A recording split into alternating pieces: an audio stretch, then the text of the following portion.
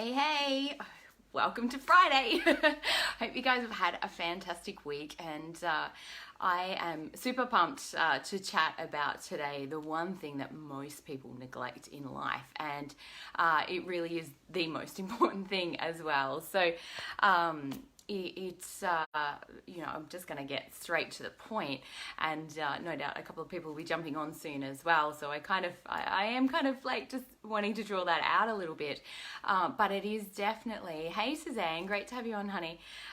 It's definitely so critically important to address this. I've had many conversations with clients this week just around this particular area, and I think it's something that we all struggle with from time to time as well. Please say hi if you've just jumped on. Hey Sandra, great to have you on.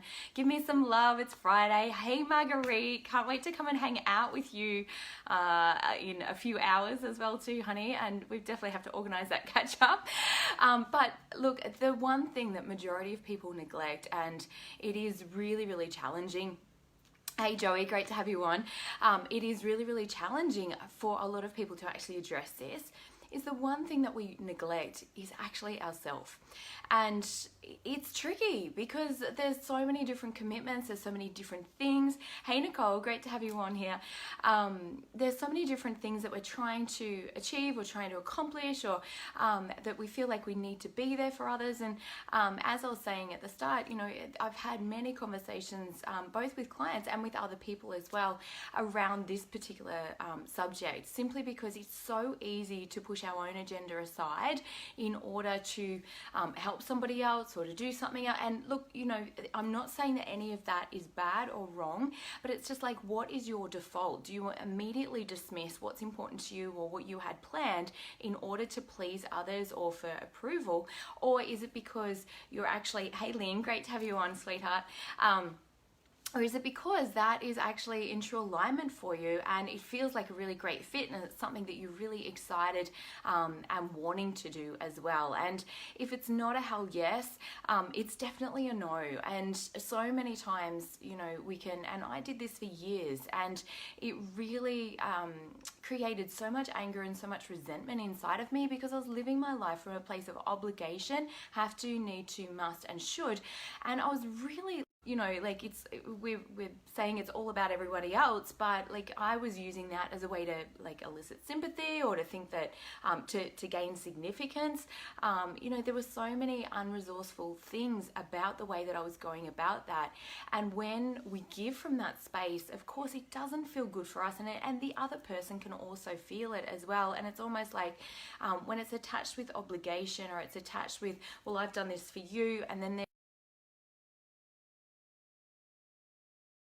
I'm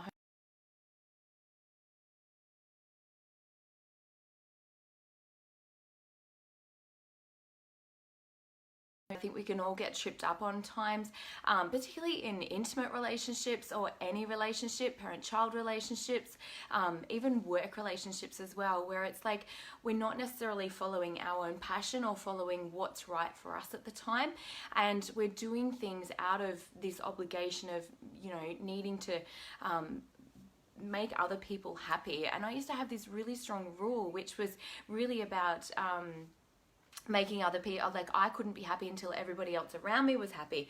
Now that is a pretty tough rule to live by, and I think a lot of the time we actually have that quite heavily indoctrinated into us in society as well, and it never makes anybody happy. Because hey Josh, great to have you on. Hey Inka, lovely to have you on too, honey. So when we've got that rule, well, I can't be happy until anybody else is happy, the chances of that happening, and obviously that's out of our own control as well, we can't make other people happy. That's really up to them. Yes, we can act in integrity. Yes, we can be a great partner or be a great mom or be a great dad or be a great employee or a great employer, and we can do all the things that we feel is in integrity and congruency with ourselves. But at the end of the day, everybody's got their own set of filters, everybody's got their own set of beliefs, and depending on what's going on for each person individually, they'll take things in at a different level as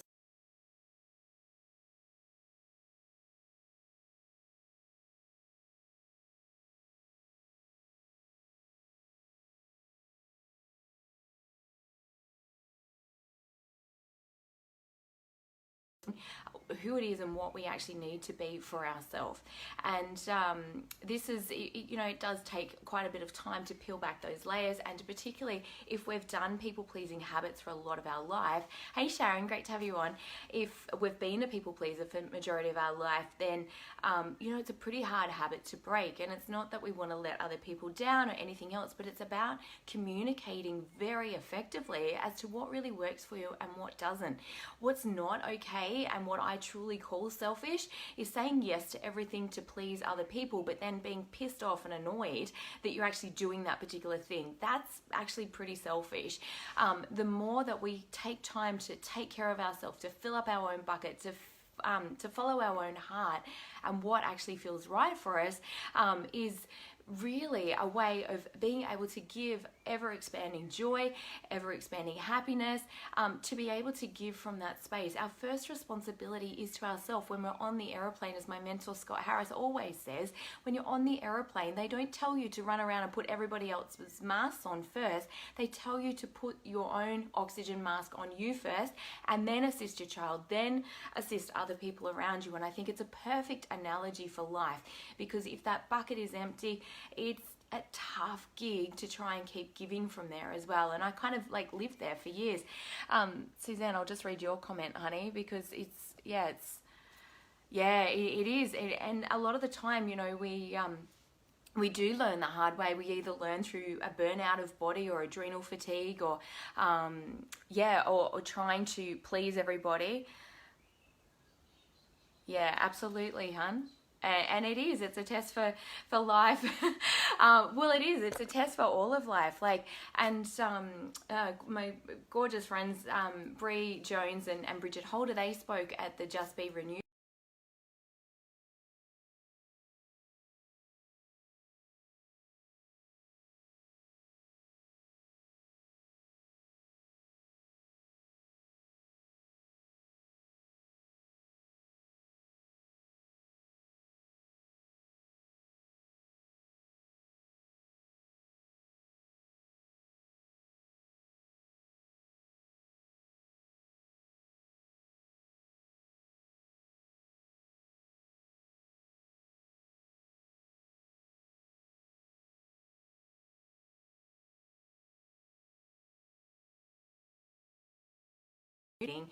but in a helpful way, of helping other people or making it all about other people, simply because we're scared to show up for ourselves. And I know I've had to work through some of that stuff myself as well, simply because when there is big fear, we are going to want to kind of use any other excuse rather than to confront that fear. It's natural human behavior. Where you will find the most growth and the most progress in your life is literally by committing to you, as if it was an appointment that you've booked with somebody that you're paying for, and that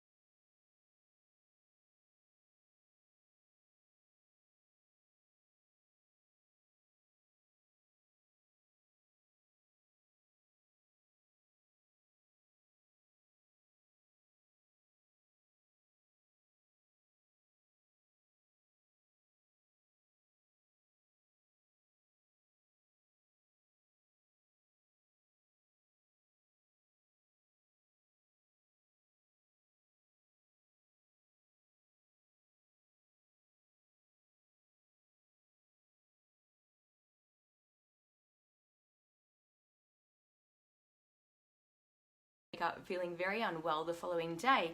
I haven't drank for years. I might have half a glass here and there, but no, and it's not that I'm against any of that stuff, but know what works for you. Get really clear on what works for you and be willing to stick to that as well, because I just ended up getting tired of feeling like rubbish. So it's one of those things, the better that you feel physically, the more inspired that you're going to be, not only to show up for yourself, but to take action on your goals and your dreams. You'll have further clarity in your mind, and be able to show up and take that action. But not only that, you're going to have greater emotional resilience, and it's generally, that's the one thing where most people get off track in their life. Hey Paul, great to have you on. Is definitely when we're low in emotional resilience as well. So that can certainly impact everybody's life. If we're short with the kids, we're low in patience, or any of those things, it really makes a huge difference as well. So self-care, there's so many different components, and self-care, self-love can go into so many different things. It might be a walk out in nature. It could be a cup of tea in the sunshine. It might be taking some time to get clear on your goals or how you want your life to be moving forward. But really coming back to whatever it is that lights you up. And if you don't know, if you're feeling lost or unsure about that, just take some time to explore that. I'm exploring a lot of dance and movement for myself lately. I've booked into some dance classes just to see. I feel really called to do that at the moment. I'm doing some quite intense physical training as well, which is really great for my body. I'm feeling the shifts and the changes. But 6 months ago or 12 months ago, that wasn't what I actually needed at the time. So tune into your body, take time to get to know you, love on you, fill up your own bucket, and from that space, I can promise you, you will live a much happier life. And when you're living life on your terms, and that can feel like a challenge for a lot of people too. Hey Mick, hey Teresa, great to have you guys on. So it really can be a bit of a challenge to feel like, living life on my terms. 10 years ago, I would have been like, what even the hell is that? But I've really defined that over the years. I tweak it, I change it, and a lot of that comes from journaling, and just asking myself, what works really well yesterday for me? What could be even better today if I implemented just this one thing? And sometimes it's just like having an extra glass of water. It might be like an 8-minute nap. I'm a huge fan of an 8-minute power nap. It could be taking some time out just to, for me, coloring in the sunshine, or playing the piano, or doing any of those things. Or it might be getting really clear on what my goals are, being extra productive for that day. So it tweaks and it changes all the time, but I'm constantly asking myself quality questions. The other question that I love to ask myself, hey Ricky, hey Corey, great to have you on. The other questions that I ask myself is, what would make today great? And sometimes, like I said, it is, having an 8-minute nap, or it might be just eating really great food, or it might be having a really great playtime, like with my kids or my intimate partner, or like any of those things. Or sometimes it's like, I just want to get this and this done in my business. So asking yourself those questions will help you to not neglect you, to take great care of you, because if you're functioning better, if you're feeling better, not only are you going to feel happier, you're going to be more on track more of the time, you're going to be physically more well. Health is like one of for me, it's my most important value, simply because if we haven't got our health, there's very little that we can actually do in life, and not to mention the cost of it. And I know my mum always used to say, you pay to be healthy or you pay to be sick, and I know which one I would prefer to pay for.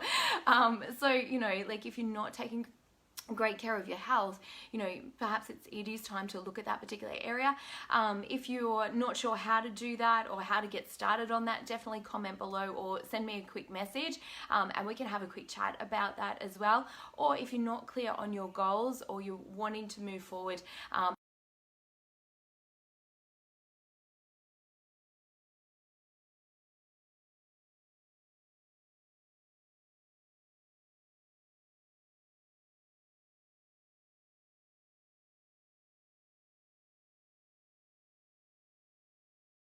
much at capacity, but I'm always looking for somebody that is truly aligned, ready on their journey, and really, really excited to make the changes that they're wanting to make in their life.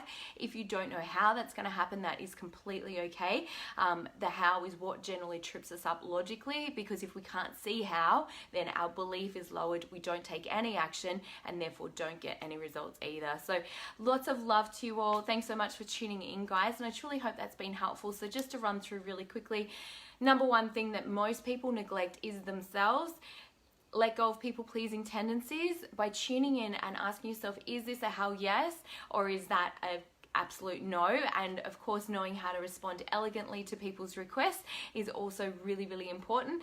And then the last part is really taking great care of your physical health and well-being, and getting clear on your own goals and dreams, and starting to show up for you more and more. And of course, developing that emotional mastery as well, because generally the reason why we don't follow through with things is either we feel tired, or we've got some fear coming up where we're wanting to procrastinate, distract, escape our life, or we feel really overwhelmed with the process as well. So hey Candice, great to have you on, sweet.